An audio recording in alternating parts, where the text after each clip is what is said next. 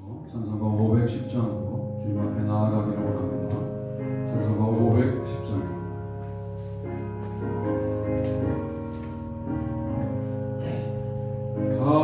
하나님의 진리인데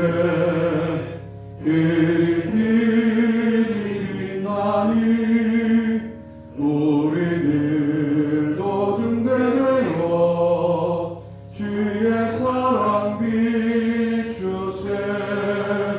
우리 작은 불을 켜서 험한 바다 비추세. 물에 빠져 헤매느니 건져내어 살리세. 죄의 밤은 깊어가고 성난 물결 설렌다. 어디 불빛 없는 가고 잠든 물이 많구나. 우리 작은 불을 켜서 험한 바다 비추세. 물에 빠져 헤매느니 건져내어 살리세. 간주합니다. 자리에서 일어서시겠습니다.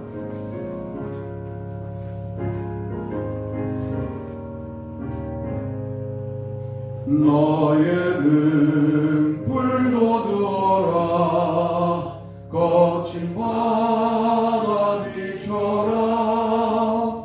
빛을 찾아 헤매느니 생명선에 건져라. 우리 작은 불을 켜서 험한 바다 비추세. 물에 빠져 헤매느니 건져내어 살리세. 말씀이 육신이 되어 우리 가운데 거하시네. 우리가 그의 영광을 보니 아버지 독생자의 영광이요 은혜와 진리가 충만하더라. 아멘. 1장으로 주님 앞에 나아갑니다.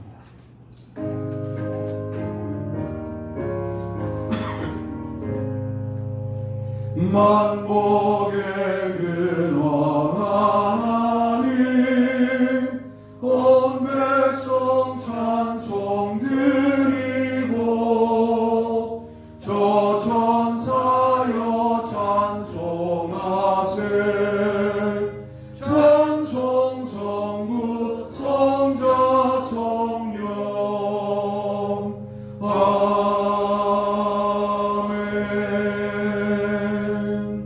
사도신경을 암송하심으로 신앙 고백을 하나님께 올립니다. 전능하사 천지를 만드신 하나님 아버지를 내가 믿사오며 그 외아들 우리 주 예수 그리스도를 믿사오니 이는 성령으로 잉태하사 동정녀 마리아에게 나시고 본디오 빌라도에게 고난을 받으사 십자가에 못 박혀 죽으시고 장사한 지 사흘 만에 죽은 자 가운데서 다시 살아나시며 하늘에 오르사 전능하신 하나님 우편에 앉아 계시다가 저리로서 산 자와 죽은 자를 심판하러 오시리라. 성령을 믿사오며 거룩한 공예와 성도가 서로 교통하는 것과 죄를 사하여 주시는 것과 몸이 다시 사는 것과 영원히 사는 것을 믿사옵나이다. 아멘. 교동문 82번입니다. 너희 안에 이 마음을 품으라. 곧 그리스도 예수의 마음이니 그는 근본 하나님의 본체시나 하나님과 동등됨을 취할 것으로 여기지 아니하시고 오히려 자기를 비워 종의 형체를 가지사 사람과 같이 되셨고 사람의 모양으로 나타나사 자기를 낮추시고 죽기까지 복종하셨으니 곧 십자가에 죽으심이라. 이러므로 하나님이 그를 지극히 높여 모든 이름 위에 뛰어난 이름을 주사 하늘에 있는 자들과 땅에 있는 자들과 땅 아래에 있는 자들로 모든 무릎을 예수의 이름에 꿇게 하시고 다 같이요. 모든 입으로 예수 그리스도를 주라 시인하여 하나님 아버지께 영광을 돌리게 하셨느니라. 아멘. 다 자리에 앉겠습니다. 기도하시겠습니다. 하나님, 우리가 8월 기도의 달을 지금 한 달간 기도하며 지내게 하시니 감사합니다. 숨을 쉬니 좋습니다. 하늘의 공기를 흡입하니 참 행복합니다. 우리가 정화되는 느낌도 받고 교회가 가야 할 방향도 점점 더 분명해져 보입니다. 우리의 마음속에 교회가 나아갈 방향, 각 성도가 나아갈 방향이 기도 중에 분명히 보이게 도와 주시고, 우리의 뜻을 관철하기 위함이 아니라 하나님의 뜻 앞에 겸손하기 위하여 우리의 마음을 열고 입술을 열게 하여 주옵소서. 바라기는 교회가 이전하는 것이 주님의 뜻이면 이전하는 일에 순적하게 해주시고, 여기서 새로운 마음가짐으로 주님 앞에 영광을 돌려야 한다면 또 그와 같은 응답도 우리에게 주님의 뜻 가운데 허락하시기를 원합니다. 코로나의 상황 때문에 교회가 이전하기도, 현 상황에서 열심히 하기도 모조리 다 어려운 상황이지만, 그럴수록 본질에 입각한 교회가 하늘나라에 더 뚜렷해질 줄로 믿사오니 우리가 본질을 놓치지 않게 해주시기를 원합니다. 다음 세대가 문제라고 하지만 우리가 다음 세대에게 예배와 찬송과 기도를 가르치지 못했음을 인정합니다. 찬양 사역이라고 말하지만 말씀이 없는 찬양만 있는 한국교회의 이 흥분이 결국은 아무것도 남지 않은 쪽으로 가는 것은 아닌가 고민합니다. 또한 자비량 사역이라고 하지만 그러나 그것이 목사들이, 주의 종들이 사명에 집중하지 못하는 것을 핑계대는 그런 합리적인 기제로 작용하는 것 또한 부정할 수가 없음을 인정합니다. 하나님, 우리 교회 형편 속에서 우리가 어떻게 집중하는 것이 가장 본질적인 모습인가를 고민하고, 오늘도 예배 자리에 나오고 또 예배의 아름다운 의미 가운데 온라인으로 연결하고 있는 주님의 모든 백성들의 이 예배를 받아주시고 홀로 영광 받으시며 기뻐해 주시기를 원합니다. 말씀을 전하는 자나 듣는 자가 말씀 앞에 정직한 성도가 될 수 있게 도와 주셔서 말씀의 칼날 앞에 그 누구도 자유롭지 않음을 서로 확인하며 그 칼날 앞에 우리의 몸을 맡기고 영혼을 맡기는 귀한 시간 되도록 이 주의를 지켜 주옵소서. 주님에게 모든 것들을 맡깁니다. 우리가 애당초 꿈꿨던 선교지를 섬기는 사역들, 학교를 세울 수 없다면 학용품을 보내는 일부터 시작하게 하시고, 학교를 세울 수 없다면 한 명의 어려운 아이들을 돕는 일부터 이 교회가 정신을 차리고 다시 시작할 수 있게 하여 주옵소서. 그렇게 교회가 교회되어가고 성도가 성도 되어가며 목사가 목사 되어가는 교회 되도록 인도하옵소서. 오늘도 그런 과정 중에 한 주일 되기를 소원하오며 예수님의 이름으로 기도하옵나이다. 아멘. 우리도 찬양으로 기도합니다. 찬송가 438장입니다. 내 영혼이 은총 입어 중한 죄질 벗고 보니 슬픔 많은 이 세상도 천국으로 와도다. 할렐루야 찬양하세. 내 모든 죄 사함 받고 주 예수와 동행하니 그 어디나 하늘나라. 주의 얼굴 뵙기 전에 멀리 뵈던 하늘나라. 내 맘속에 이루어지니 날로 가깝도다. 할렐루야 찬양하세. 내 모든 죄 사함 받고 주 예수와 동행하니 그 어디나 하늘나라 높은 산이 거친 들이 조막이나 궁궐이나 내 주 예수 모신 곳이 그 어디나 하늘나라. 할렐루야 찬양하세. 내 모든 죄 사함 받고 주 예수와 동행하니 그 어디나 하늘나라. 아멘. 오늘 함께 은혜 받으실 말씀은 갈라디아서 2장 6절로 8절 말씀입니다. 갈라디아서 2장 6절로 8절 말씀 이따 한 번 더 읽으시겠습니다만 다 같이 한 목소리로 읽습니다. 유력하다는 이들 중에 본래 어떤 일이든지 내게 상관이 없으며 하나님은 사람을 외모로 취하지 아니하시나니 저 유력한 이들은 내게 의무를 더하여 준 것이 없고 도리어 그들은 내가 무할례자에게 복음 전함을 맡은 것이고 베드로가 할례자에게 맡음과 같은 것을 보았고 베드로에게 역사하사 그를 할례자의 사도로 삼으시니가 또한 내게 역사하사 나를 이방인의 사도로 삼으셨느니라. 아멘. 오늘 저는 우리 안에 있는 거짓을 몰아내라 이런 제목으로 말씀을 드리려고 합니다. 우리 1번 한번 읽어보실까요? 1번 읽습니다. 시작. 사람들의 감정에 맞추는 일에 거짓이 있다. 본문도요. 이제 내가 사람들에게 좋게 하려 하나님께 좋게 하려 사람들에게 기쁨을 구하라. 내가 지금까지 사람들의 기쁨을 구하였다면 그리스도의 종이 아니니라. 아멘. 갈라디아서 1장 10절 말씀입니다. 그러니까 사람들의 감정에 맞추는 일이 그게 목회일까? 사람들의 감정을 이해 못하는 게 목회다. 혹은 사람들의 감정을 이해 못하는 것이 잘못이다. 이 말에 동의하지 못하는 게 아니에요. 여러분의 감정을 제가 입체적으로 이해하자고 지난주에 말씀드렸잖아요.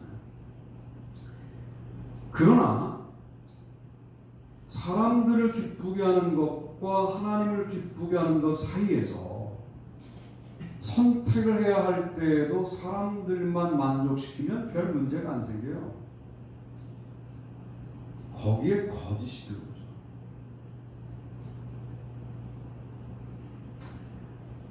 아무 문제 없이 70년 목회의 길을 끝내도 어쩌면 하나님께 영광 돌린 일이 아무것도 없을 수도 있겠다. 그런 생각을 갈라디아서를 묵상하며 해보게 되는 거예요. 물론 사람들을 기쁘게 하는 일이 하나님을 기쁘게 하는 일로 연결될 때가 있어요. 그때는 평안할 때죠. 지금처럼 코로나 때문에 소수의 무리가 교회에 모이고 또 소수의 무리가 온라인에 앉아있고 이렇게 되면 이거는 좀 다른 문제가 아닌가 그런 생각을 해보게 되는 겁니다. 지금 같은 상황에서는 어쩌면 선택의 기로에 놓일 가능성이 많아요. 너 사람들을 기쁘게 할래? 하나님을 기쁘게 할래? 그때 우리는 사회생활을 해야 되기 때문에 사람들을 만족하는 결정을 내리고 내 믿음에 아무 문제가 없어 이럴 수 있단 말이에요. 참 갈라디아서가 아픈 건 뭐냐면 로마서는 망치로 우리를 때리는 그런 느낌이 들어요. 아주 비중 있는 망치로. 율법의 행위로 안 돼. 믿음으로 되는 거야. 꽝. 갈라디아서도 물론 그런데 그것은 칼로 맞는 느낌이에요. 이건 정직한 저의 고백이에요. 갈라디아서는 날카로워요. 논리가 아주 정교해요. 뭉뚱그려서 말하지 않아요. 딱 갈라요. 너 사람들에게 좋게 할래? 하나님께 좋게 할래? 내가 지금까지 사람들의 기쁨을 구했다면 그리스도 종이 아니다. 너 사람들의 감정을 맞추다가 이 꼴 된 거야 라고 지금 말씀이 도전하고 있는 것이죠. 갈라디아 교회에 리더급의 사람들이 없었을까요? 있었겠죠. 바울이 자기가 지나쳐가는 데에다가 리더를 세우지 않은 경우가 없어요. 그러면 갈라디아 교회 교인들이 할례를 받아야 되겠다라고 말할 때 아니, 그건 복음의 본질에서 이탈되는 거야 라고 말할 수 있는 리더들이 있었음에도 불구하고 말하지 않는 거죠. 말할 수 없었던 거죠.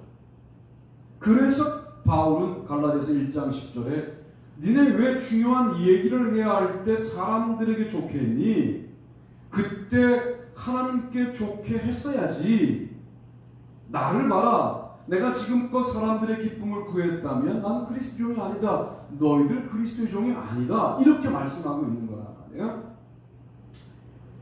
그래서 이 말씀은 우리도 사람들의 감정을 상하지 않게 하려고 뭔가 주춤거렸을 때에 들어온 거짓이 없을까 하는 고민을 해보게 만든 겁니다.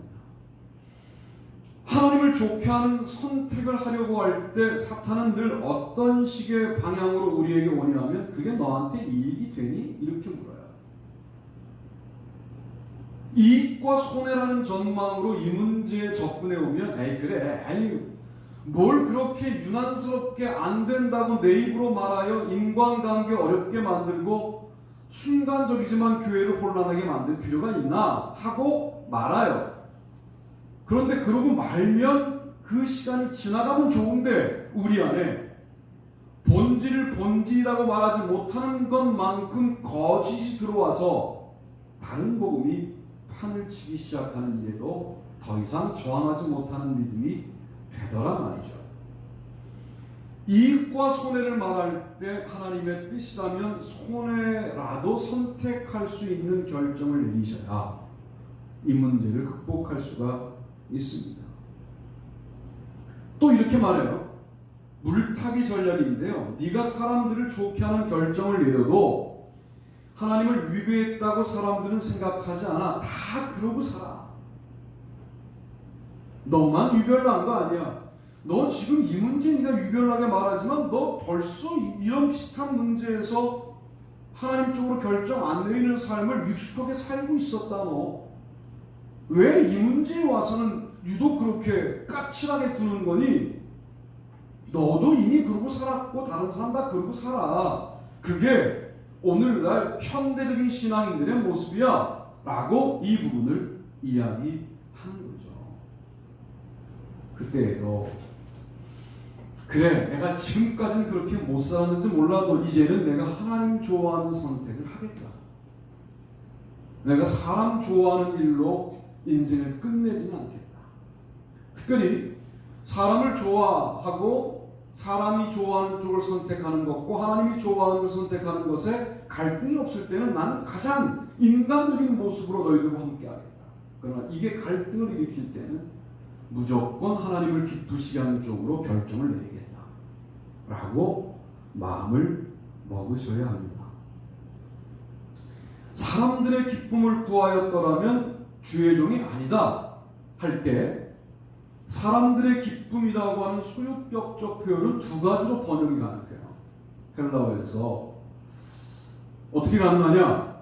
주격적 속격과 목적격적 속격이야. 이거 또 어려워지죠 설교가.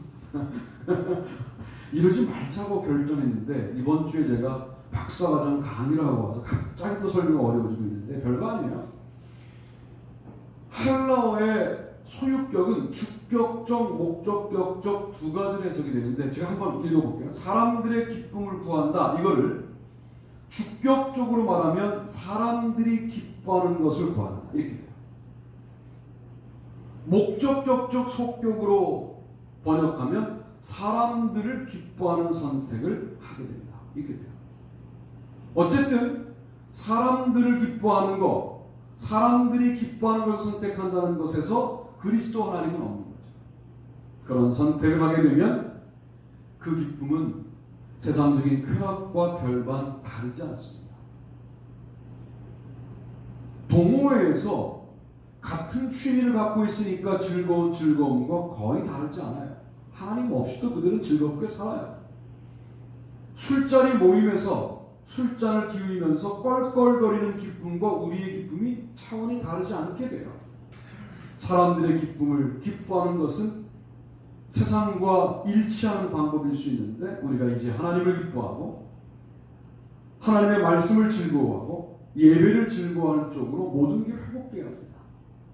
제가 기도 시간에 말씀을 드렸습니다마는 다음 세대에 관련해서 우리가 여러 가지 많은 접근들을 하고, 저는 지금도 부르면 가서 그들을 만나잖아요. 이제는 다음 세대에게 저는 할아버지 목사님이에요.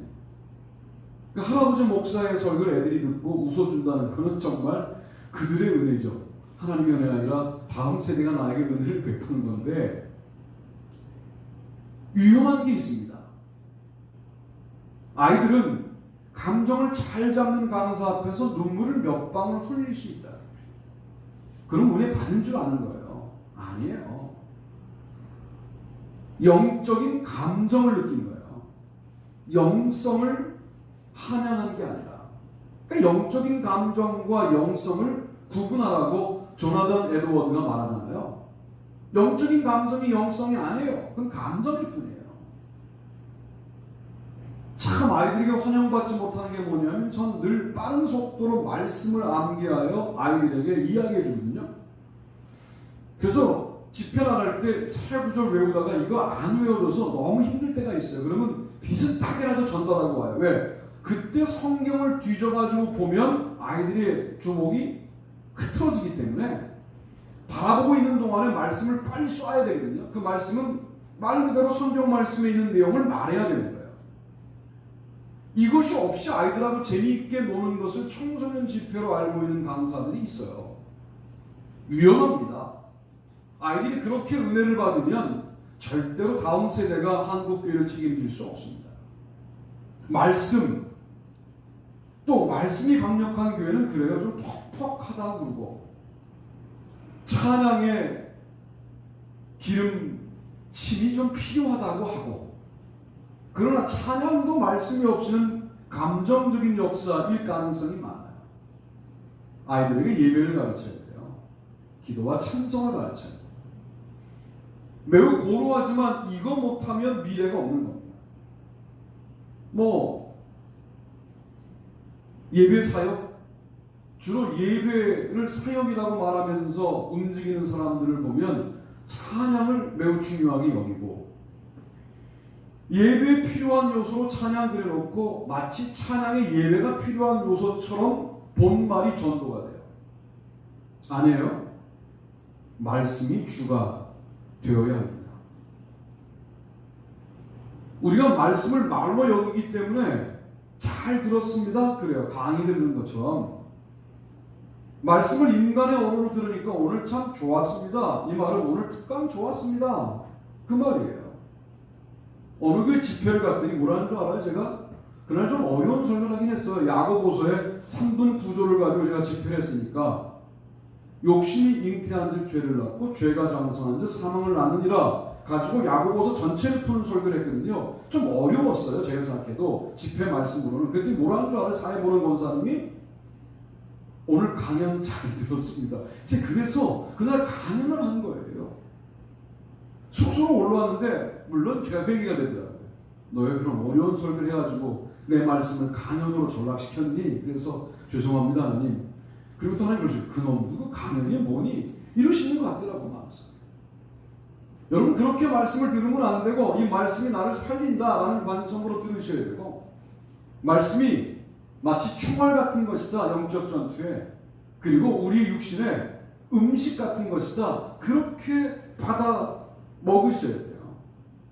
그래서 노량진 교회 원로 목사님은 목회할 때도 자기가 은혜가 되는 말씀이 있으면 이렇게 하세요. 빨리 아멘으로 받아 먹으세요. 이렇게 말씀하세요. 방송 설교에서도.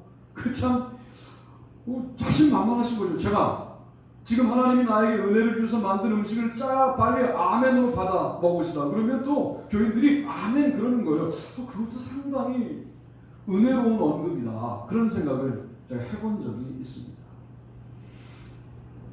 뿐만 아니라 목사들이 요즘 이중직이 허용이 돼서 미자립교회 목사들은 이중직을 한다 이렇게 이제 되는데, 그리고 이제 바울을 예로 들잖아요. 근데 바울은 매번 그렇게 살았던 게 아니에요.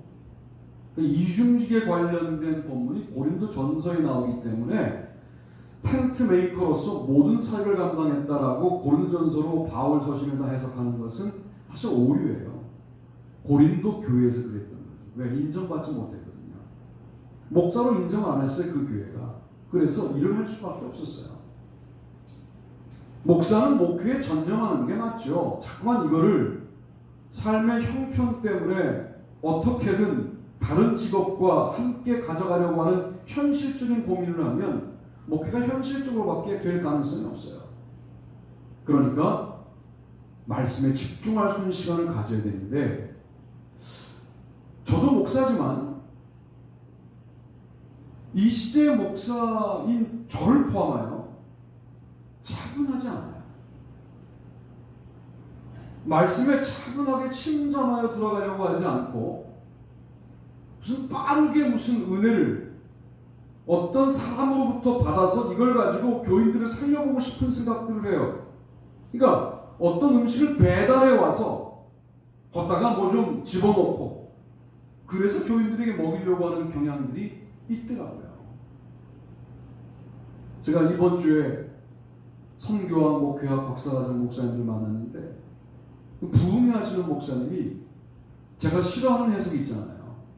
라합의 그 빨간 줄이 예수님의 십자가에 피라는 둥, 그 다음에 가죽옷을 지어 입히셨을 때 이미 피 흘림이 있었다는 둥, 이런 식으로 구약 전체를 예수의 피로 뒤덮여 버리는 해석을 내가 참 싫어하는데, 그 목사님이 그러시는 거예요. 그게 왜 안 되냐고 그러는 거예요. 드디어 적수를 만난 거죠.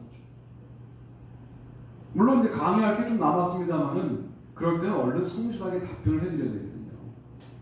답변을 해드려도 본인이 그렇게 집회를 하고 그렇게 살아오시는 삶에 대해서 포기할 수가 없는 거예요. 왜? 본인이 근거가 흔들린다고 생각하는 거예요.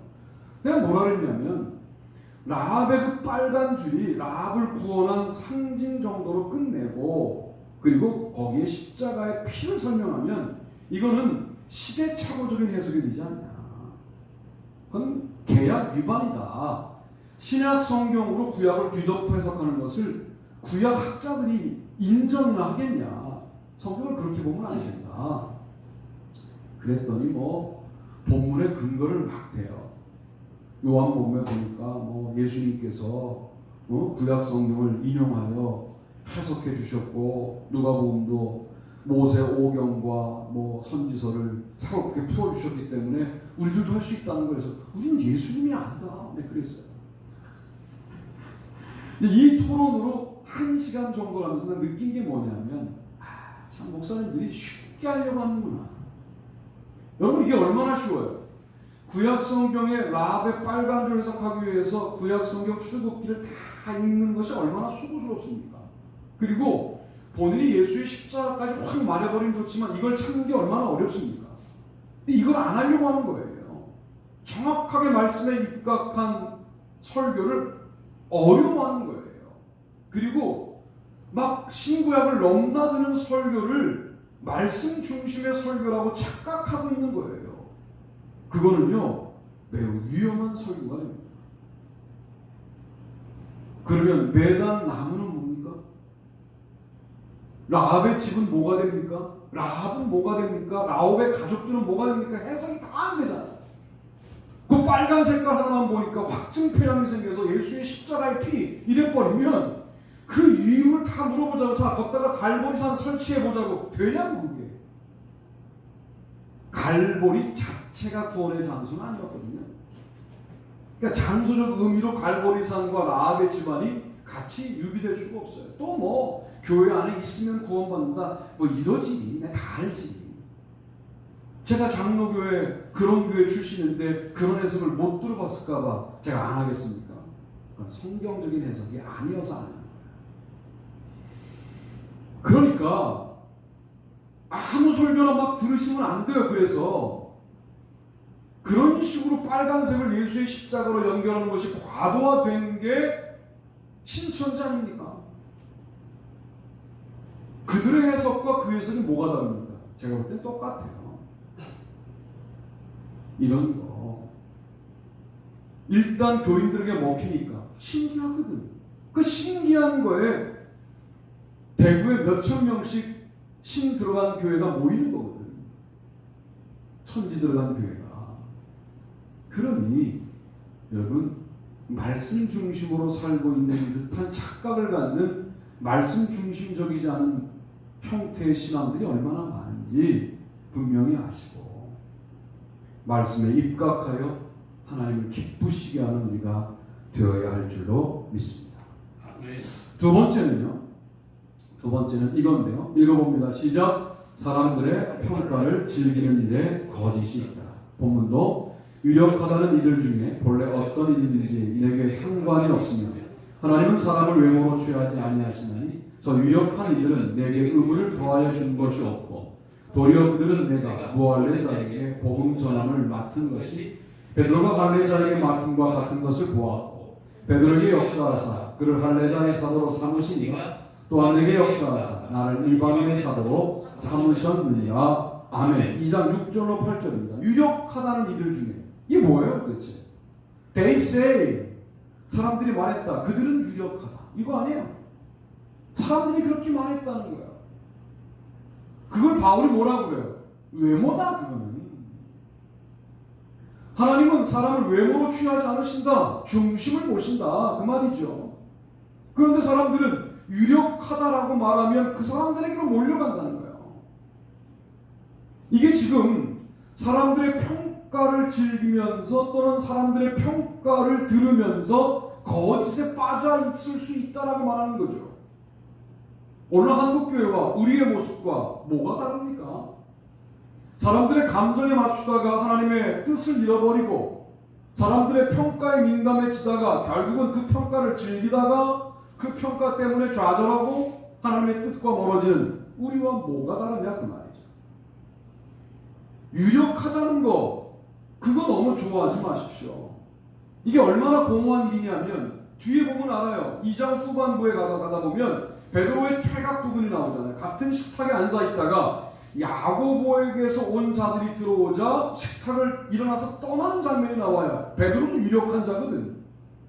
더 유력한 자 앞에서는 아무것도 아닌 게 인간의 힘이 나는 거예요. 야고보 앞에는 베드로가 아무것도 아닌 겁니다. 그러니까 야고보에게서 온 자들을 보면서 베드로가 식탁을 떠날 수밖에 없었던 그게 인간들이 말하는 유력함이라는 거예요. 그런데 바울은 하나님께 붙어 있으니까 인간들의 평가로부터 자유롭죠. 그거 외모야 라고 말할 수 있는 거예요. 그리고 이렇게 말하죠. 그들이 어떤 사람이든지 사람 아니냐는 거예요. 사람인 그들이 내게 무슨 상관이 있냐. 나는 하나님의 종인데 아무 상관이 없다. 그렇게 말하면서 저 유력한 이들은 내게 의무를 더하여 준 것이 없다. 나의 의무와 나의 사명은 하나님이 부여한 것이어서 그들이 무언가를 첨가할 여지가 없다. 나는 하나님이 시킨 일을 하는 것이다. 라고 그렇게 말씀하고 있어요. 그럼 뭐라고 그래요? 2장 7절에 보았고 그래요. 도리어 그들은 보았고 뭘 보았다는 거예요? 베드로에게 할례자에게 복음 전함을 맡음과 같은 것을 내가 무할례자에게 복음 전함 맡은 것을 보았다는 거예요. 그죠? 아, 무할례자에게는 바울을 주님이 세우셨구나 하는 사실을 그 유력한 자들은 볼 수밖에 없었다. 그들이 무언가 영역을 구분해 주는 게 아니라 그냥 그렇게 맡겨진 것을 그저 인정하고 볼 수밖에 없는 게 인간의 유력함의 한계라는 거예요. 어디 하나님이 부여한 사명을 자기들이 그렇게 해라고 인준할 수 있겠냐는 거예요. 그냥 보았다는 거예요. 뭘 그런 유력함이 우리 가운데 없다라고 자신의 인생을 사소하게 판단하고 뭘 그런 유력함이 없다라고 스스로 좌절하고 살 이유가 뭐가 있겠습니까? 좌절은 그게 아니라 정말 세상의 유력함과는 비교할 수도 없는 하나님과 나의 거리가 멀어진 게 문제이지. 도대체 세상의 힘과 내가 멀어진 것이 무슨 문제가 됩니까? 한순간에라도 그냥 세상의 모든 힘을 응축하여 나에게 쥐어질 수 있는 분이 우리 아버지인데 그 아버지와의 관계가 소홀하게 된 게 문제인 것이지 세상의 힘에서 우리가 이탈된 게 뭐가 그렇게 큰 문제인가?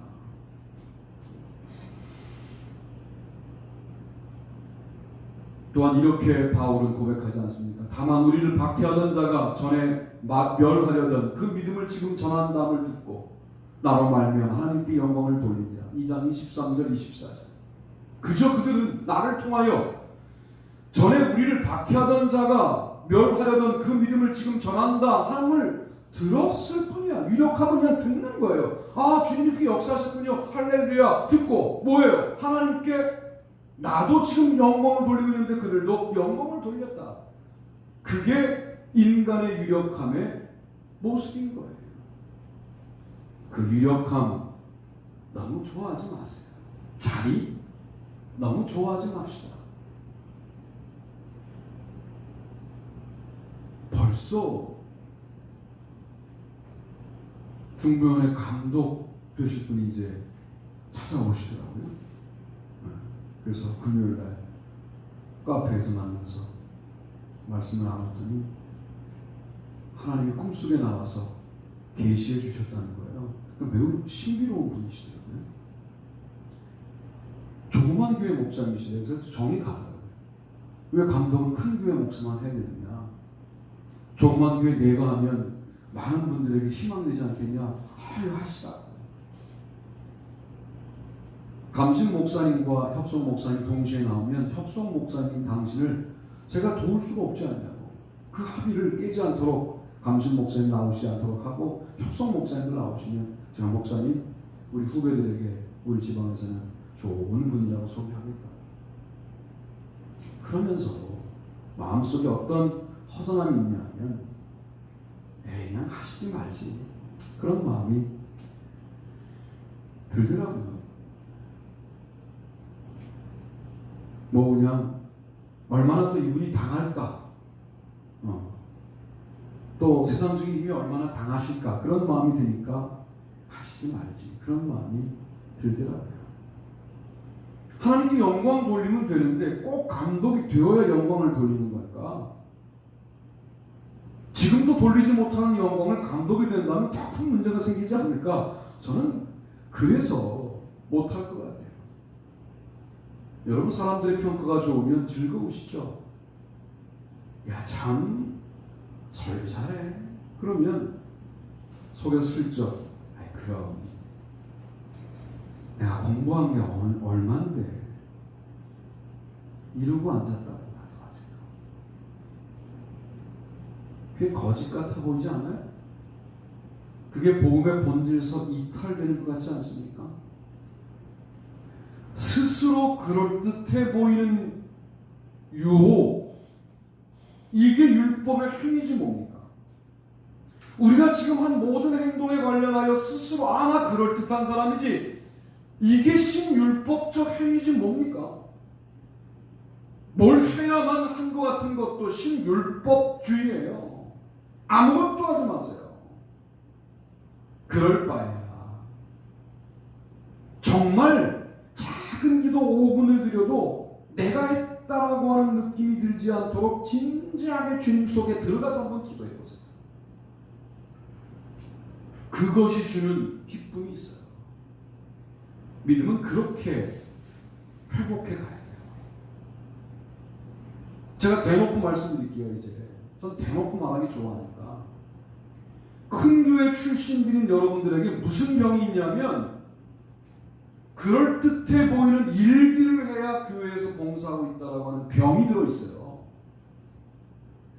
예배부터 제대로 드리세요. 기도부터 제대로 하세요. 찬양부터 제대로 하세요. 무슨 내가 교육부에 있을 때 청년부가 단번에 몇 명이 되고 다 필요 없는 얘기들이에요.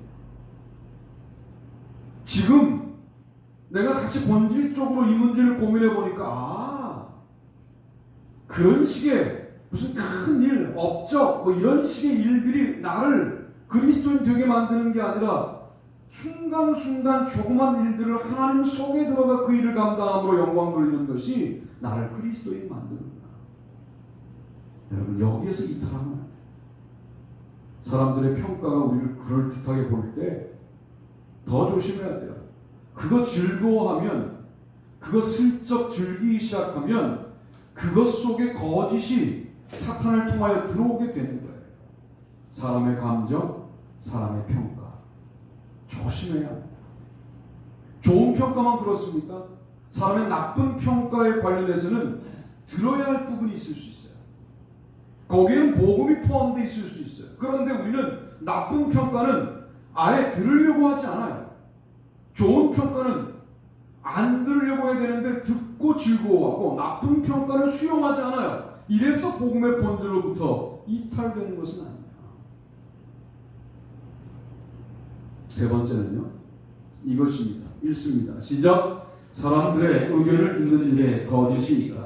그의 아들을 이방에 전하기 위하여 그를 내 속에 나타내시기를 기뻐하셨을 때에 내가 곧 혈육과 의논하지 아니하고 또 나보다 먼저 사도된 자들을 만나려고 예루살렘으로 가지 아니하고 아라비아로 갔다가 다시 다메섹으로 돌아간노라. 아멘. 1장 16절로 17절 말씀입니다. 하나님의 사명을 감당하려고 할 때 혈육과 의논하지도 않았다. 이게 무슨 말이냐?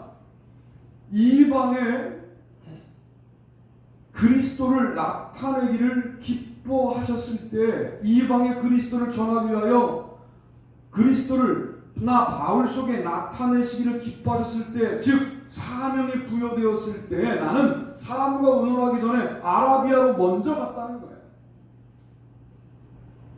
야, 이런 감동을 주시는데 해야 돼 말아야 돼 라고 사람에게 물을 때 거짓이 들어가요. 사람과의 대화를 하지 말라는 말이 아니라 사람들의 대화가 사명이라는 것 가운데에도 침해를 가하게 하니까 복음의 본질에서 이탈되는 거 아니냐 말이에요. 그것은 그대로 쌓아안고 하나님 앞에 가야 될 문제이지 사람과 토론할 문제가 아니지 않겠는가. 사람의 감정에 맞추다가 그 감정의 정 때문에 휩쓸려 들어가고 사람의 판단에, 사람의 평가에 민감하게 반응하다가 그것을 즐거워하다가 본질에서 이탈되고, 사람의 의견을 듣다가 우리가 복음의 본질에서 이탈되지 말라고 갈라디아서가 우리에게 말하고 있는 거 아니냐 말이에요. 그런데 사람들은 감정도 있고 평가도 하고 의견도 냅니다. 다른 말로 말하면 그들은 놀지 않아요. 우리는 놀지만, 우리는 복음에 대하여 멈춰있지만 그들은 다른 복음에 대하여 멈춰있지 않아요. 이렇게 말하죠. 너희들이 속히 내가 전한 복음에서 떠나 다른 복음을 따르는 것에 내가 이상하게 여기노라. 맨 처음은 다른 복음을 따르는 것이죠. 그런데 뭐라고 말해요? 그 다음에 천사라고 할지라도 다른 복음을 전한다면 저주를 받아 마땅하다. 다른 복음을 따르는 사람들은요, 다른 복음을 전하는 데까지 너무나 쉽게 갑니다. 그런데 우리는 주님을 따른다고 말하고 주님을 믿는다고 말하면서 주님을 전하는 데까지 가기가 참 어렵죠. 그래서 뭐라고 말해요? 사랑의 역사는 믿음뿐입니다. 이렇게 말씀하는 건 뭐냐면 그냥 믿음뿐이니라 그래야 되는데, 믿음뿐이니라 그러면 우리는 이걸 가지고 뭘 해야 할지를 모르기 때문에 네가 정말 좋은 믿음이 있다면 사랑으로 역사해야 된단 말이지. 왜? 다른 복음은 따르는 자들이 전하는 데까지 막 역동적으로 움직여서 다 할례받게 만들고 다 순수하지 못하게 만드는데 집중하고 있는데, 우리는 믿음으로 구원받는다 그걸 알고 있는데 이 믿음을 가지고 사랑으로 역사하지 못하는, 그래서 다른 사람들의 의견이나 구하고 있는 우리의 모습이 너무 무력하다 그 말이에요. 사람들의 감정을 공감하는 게 곧 거짓이라고 말씀드리는 게 아니라 그 감정을 고려하는 게 거짓이 들어오는 통로일 수 있다고 말씀을 드리는 거예요. 사람들의 판단을 무조건 듣지 말자는 게 아니라 그들이 본질적인 판단할 때는 듣자는 거예요. 그러나 그들의 판단이 잘못되었을 때에는 그 판단을 즐기지 말자는 거예요. 나를 추켜 세우는 판단이에요. 사람들의 견해가 사명에 관련해서는 전혀 기여하지 못하도록 막아야 합니다. 교회가 사명에 관련된 예수 그리스도의 목적에 관련된 일을 감당할 때 인간들의 견해가 들어와 교회가 어려워져요. 왜? 매우 합리적이거든. 그 견해들이 이 견해가 맞는 것처럼 보이거든요. 봐요. 믿음을 인정하지 않고 할례를 강조하면 안 맞는 것처럼 보이지만 믿음을 인정하고 할례도 받아야 돼. 그러니까 너무 합리적으로 맞잖아요. 이런 형태로 견해가 들어오거든요. 그러면 그 견해를 따라갈 가능성이 많은데 우리가 뭘 영적으로 판단해야 되냐면 이게 지금 합리적으로 판단할 사항이냐 아니면 하나님이 부여하신 사명 중심으로 판단할 사항이냐를 영적으로 분석할 수 없으면 이 구분이 안 돼요.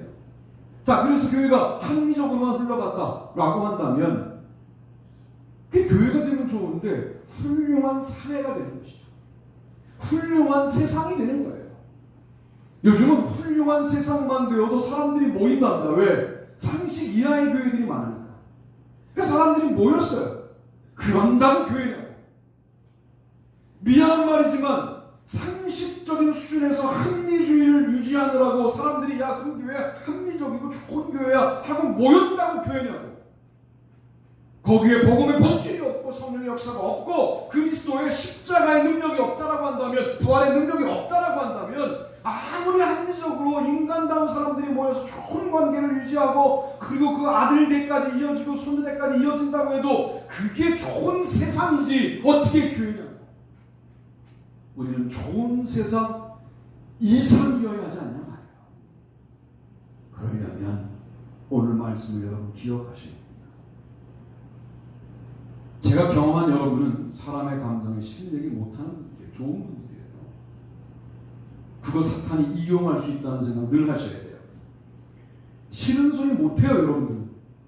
특히 본인이 무언과 조금이라도 연루되어 있다라고 하는 이런 자각을 해요. 물론 제가 그렇게 만든 거죠. 지 애비를 담게 돼 있어요. 다 서로 못해요. 나도 못하고 여러분도 못하고. 그런데 이 감정이 영적으로 뭔가 잘못된 감정일 때는 여러분 그 감정의 뿌리를 긁어내야 될 필요가 있는 거죠. 판단 마찬가지예요. 인간의 견해 마찬가지예요. 이게 갈라디아서에서 우리에게 말하는 거짓을 몰아내는 방법입니다. 저와 여러분이 그렇게 쓰임받는 귀한 성도가 되시기를 주님의 이름으로 축복합니다.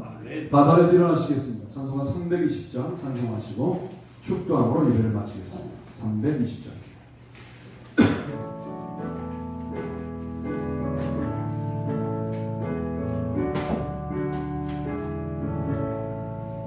나의 죄를 정케 하사 주의 일꾼 삼으신 구세주의 넓은 사랑 항상 찬송합니다. 나를 일꾼 삼으신 주 크신 능력 주시고 언제든지 주 뜻대로 사용하여 주소서. 내게 부어 주시려고 은혜 예비하신 주 주의 은혜 채워주사 능력 있게 하소서. 나를 일꾼 삼으신 주 크신 능력 주시고 언제든지 주 뜻대로 사용하여 주소서. 죄의 짐을 풀어주신 주의 능력 크도다. 나를 피로 사신 예수 내 맘속에 오소서. 나를 일꾼 삼으신 주 크신 능력 주시고 언제든지 주 뜻대로 사용하여 주소서. 주여 내게 성령으로 충만하게 채우사 생명수가 강물처럼 흐르게 하옵소서. 나를 일꾼 삼으신 주 크신 능력 주시고 언제든지 주 뜻대로 사용하여 주소서. 아멘. 기도합시다. 하나님, 사람들의 감정에 공감하되 그러나 그 감정이 그저 사람들을 기쁘게 하는 데에 머물고 하나님을 기쁘시게 할 수 없을 때에는 구분할 수 있게 도와 주시옵소서. 사람들의 판단, 우리에 대한 긍정적 판단을 좋아하는 것은 인지상정이겠으나 그러나 그 판단의 배후에 우리를 인간적으로 움직이려고 하는 의도가 있을 때 그 판단을 듣지 않게 하시고 들어도 잊어버릴 수 있는 영성을 우리에게 주시며 우리에 대한 부정적인 판단 속에 하나님의 가르침이 있다면 그 가르침을 추출하여 들을 수 있는 지혜를 주시기를 원합니다. 인간의 견해가 사명에는 기여할 수 없음을 분명히 구분해낼 수 있게 도와주시고 합리적으로 들어야 될 인간의 견해가 있고 합리적이어도 듣지 말아야 할 부분이 있다는 사실을 분명히 하여서 우리가 합리주의를 아래로 초월하는 교회가 아니라 합리주의를 끌어안고 위로 초월하는 아름다운 교회가 되어서 좋은 세상 이상의 공동체의 모습을 회복할 수 있도록 우리 교회를 축복하여 주옵소서. 오늘도 예물을 드렸습니다. 쓰여진 복권받아 주님을 기쁘시게 하는 사건들이 많이 나타나게 하시고 이 사역의 헌신으로 동참한 주님의 백성들의 모든 삶을 주님이 간섭하시고 도와주옵소서. 이제는 우리 주 예수 그리스도의 은혜와 하나님 아버지의 무한하신 사랑하심과 성령님의 축복하시는 놀라운 역사가 우리 모두들 위해 영원토록 같이 하시옵기를 간절히 축원하옵나이다. 아멘.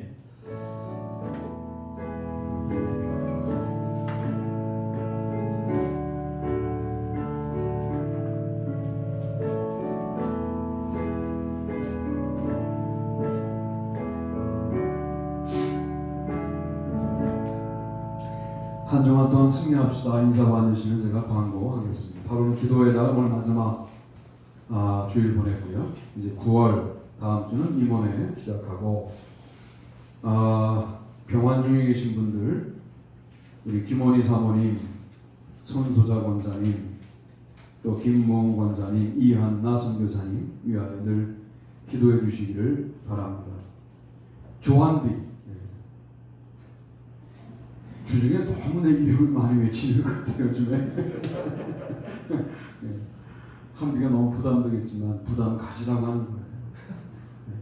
한비가 대학 떨어지면 우리 100% 대학을 다 못 가고 아마 본인이 원하는 과에 잘 가지 않을까 그런 생각이 듭니다. 그래서 여러분들 기도할 때 기도해 주시고 여러분의 자녀 순서가 되었을 때 똑같은 강도로 할 테니까 걱정하지 말고 그리고 매일 저녁 기도회 때 쭉 한번 여러분의 자녀 이름도 리뷰합니다. 그러니까 참석해 주셔도 좋고 자 다음 주 기도는 목회 기도가 아니라 김민재 원사님이시고 9월 마지막 날까지 일단은 기도를 할 거예요. 오늘 이제 29번째 기도를 합니다. 9월달 중간쯤에 또 금요기도회 저쪽에 상주 쪽에 갔다 오는 그때는 제가 설교를 올려드릴게요. 한 10분선 올려드릴 테니까 들으시고 각자 기도하시는 걸로 그렇게 9시쯤에 제가 설교를 올려드릴게요. 그래서 기도하시는 걸로 그렇게 하시면 좋겠습니다. 그러나 매일 저녁 9시에 들어오시면 되고요. 제가 지금 오늘서부터 한번 해보고 있는데 일단 시범적으로 하고 있는 건데 왜 복잡했냐면 그 라이브 톡이라는 것도 한번 해보고 있어요.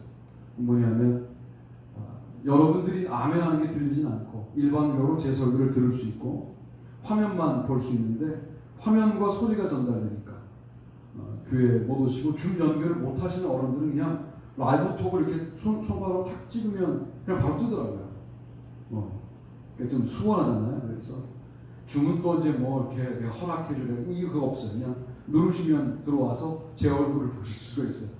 그게 물론 부담스러우시겠지만 그래도 주일 예배 목사가 설교하는 얼굴을 보면서 참석하실 수 있으니까 라이브 톡도 한번 같이 하시면 좋겠습니다. 지금은 제가 쓰러뜨려 놨잖아요. 이렇게 하시면 제 얼굴 보이죠. 그래서 하시면 좋고 또 내가 이 라이브 톡 1여서에서 거기 이렇게 다 클릭하면 누가 들어왔는지를 알 수 있어요. 그러니까 그렇게 줌이 어려운 분들은 라이브 톡으로 들어오시면 좋겠다. 그런 말씀을 드립니다. 제가 이거 생전 다 처음 해보는 것들입니다. 강의 때문에 줌은 많이 해봤지만 이거 이제 처음 해보는 것들인데 다 여러분들 예배 자리에 동참하게 해드리려고 하는 거고요. 그리고 저녁 기도에도 라이브 톡으로 지금 한번 해봤어요. 한 분, 두 분 들어오시는데 괜찮고 줌으로 가능한 분들은 줌으로 들어오시면 좋아요. 그래야 여러분들이 반응하게 들리니까 이게 불가능한 분들은 라이브 톡으로 들어오셔도 된다. 그런 말씀을 드립니다. 주일 예배 이렇게 병행할 거고요. 새벽 기도에 학계와 스가랴 주관으로 계속해서 하고 새벽 예배도 하고 저녁 기도에도 하고 저는 참 좋습니다. 저는 참 좋고 나름대로 기도로 열고 기도로 마무리하고 하니까 너무 좋은데 여러분도 그렇게 가능하실 때 들어오시면 좋겠다. 그런 말씀을 드립니다. 빼먹은 거 있나요? 방법? 김대영 목사님 없죠? 빼먹은 거? 네. 그러면 자 목요일 금요일 날 이제 또 어디 저쪽 선교 훈련을 가서 목회학 박사과정 강의하는데 기도해 주십시오. 9시 반서부터 6시까지 강의하거든요. 그러니까 그래서 요즘은 주로 아침을 누구랑 먹냐면 김대현 권사님이랑 먹고 있어요. 거기 차를 강남이니까 못 되잖아요. 김대현 권사님을 대고 아침을 먹고 권사님이 그 장소 대다 주면 거기서 내려서 강의하고 또 그리고 와서 차 타고 가고 있거든요. 그러니까 그렇게 하시면 되고 그렇게 해도 제가 9시 전에 와서 기도에 인도를 할 수 있으니까 기도에는 들어오시면 되겠습니다. 다른 거 없으시면 또 짧게 교리하시고 돌아가시면 되겠습니다. 고생하셨습니다. 영광의 박수 올려드립시다.